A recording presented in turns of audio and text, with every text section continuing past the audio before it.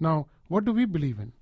We believe in the American dream. We believe in the ideals that America professes. We want America to understand that they must support the same ideals in Pakistan.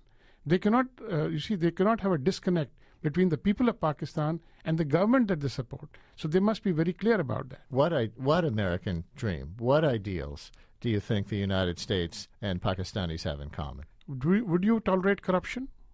Nobody would you tolerate dissent being overpowered? These are the things which Pakistanis cherish. The problem is that we have this thing from time to time. We've had administrations that have been supported, which are not democratic. For the last 9 years, the administration that was supported was not democratic. Now, obviously, it was against the aspirations of the people of Pakistan. Now, people thought that the Americans are supporting a dictator because of their own interests, right? Okay, it is a fact, but that was a disconnect from the American ideal itself of democracy. How much do the cross-border raids by the U.S. from Afghanistan into Pakistan aimed at top al-Qaeda operatives matter to Pakistanis? Very much. I think by itself, if you think the drone attacks cause a lot of anguish within Pakistan, I think there's a red line as far as the troops on the ground. If you have boots on the ground, you're going to have a lot of reaction in Pakistan. Now, what has happened in Pakistan is that, there is a lot of anti-Americanism and one cannot avoid that. But the fact is, with the coming of President Obama, there is hope within Pakistan that people in the United States administration and the people of the United States will see Pakistan in a different light. That makes a hell of a difference. Now, the point is, if that is really translated into practical policies on the ground, that is what we are worried about.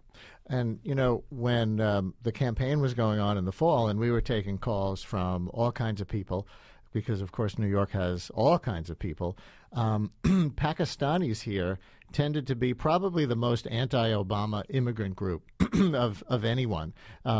Because of his position on cross-border raids. This had become such an issue in the primary campaign against Hillary Clinton, where he said, if Pakistan is not willing or not able to go after the militants in the mountains, then the United States, without Pakistani consent, will stage those raids in order to protect the United States from al-Qaeda. That really landed among Pakistanis here.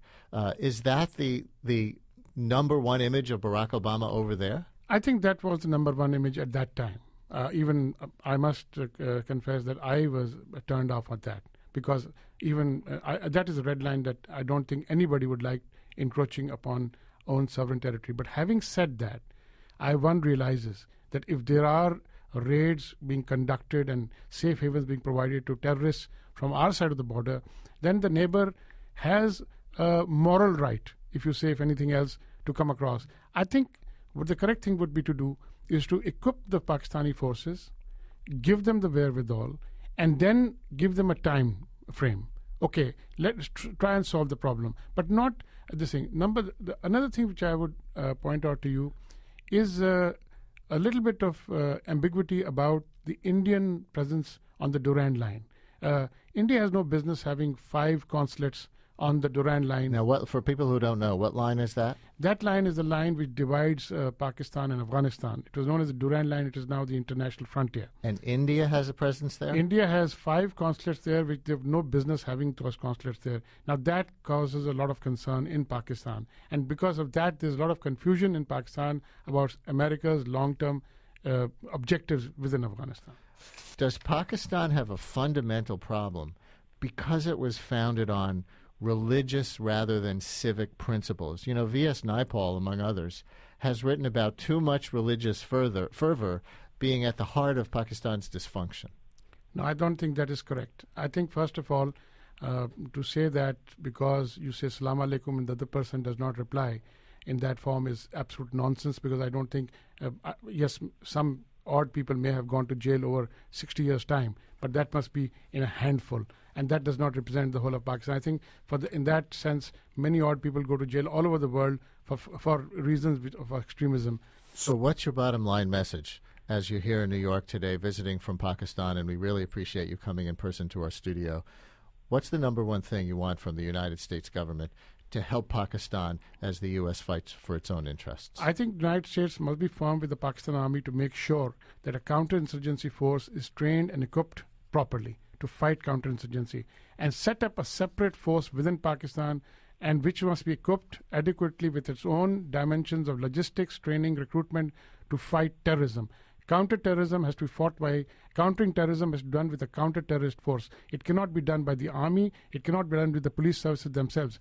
Always in every country of the world, like in France when they're fighting the OAS in the 50s, in the 60s rather, the French set up a separate complete force that fought terrorism. Terrorism has to be fought separately, not mixed up with counterinsurgency.